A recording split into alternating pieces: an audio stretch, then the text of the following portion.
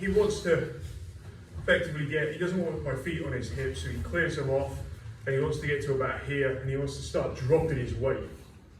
So my hips, always, I want to try and keep my hips up as much as possible. And he can still work on his pass or whatever, and getting his ear to my ear. And he ideally wants an underhook as well. So he's putting his hands in it. Like when you're here, if you're on top, you've got to be mindful. I can push him back. So what he really wants to start doing is thinking about that mount pressure of tilting his pelvis and putting his hips into it. So he can like put his hips in. Now he wants to clear a foot. Yeah, ear to ear, underhook, and pass. And if I want to make that as difficult as possible for him, I just start to lift my hips, and then I try to get my shoulder in the middle. So I'm not always like letting him go through the drill. He can go through the drill. I'm not lifting him up or anything like that. Starts trying to get his ear to the ear. So I want to make this as hard as possible. I start lifting. Yeah. So this is why we talked about being over 1 foot. If you can be over 1 foot, I can't close the guard.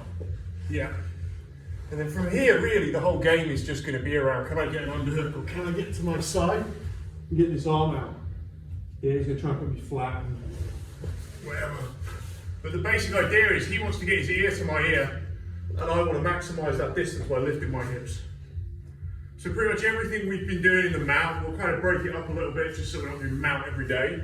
But this is basically then, like, from mount bottom, what do I always need to do?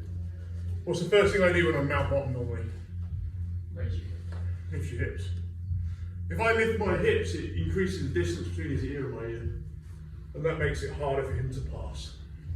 And it makes it, the closer he gets his ear to my ear, the harder it is for me to frame him off.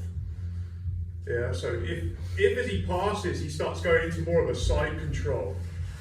Yeah, his ear starts, take your head the opposite side, so like you're going, yeah. So he starts going here. I can still push here. You know, I can still push just because the ears are far away. Even if he's over my leg, I can still push him. I can push his hips, I can push him down because his ear is away from my ear. But the minute his ear gets close to my ear, it becomes very hard for me to push him anywhere. But the only thing I can try to do is go underhook if he's in side control. But everything's basically about the ears. He's trying to get his ear to my ear, ideally his opposite ear, because that creates an angle. And I'm just trying to maximise that distance and keep his ears away from my ears. Yeah, I've lifted my hips. So just start in the butterfly guard position like this. I actually start that right down here.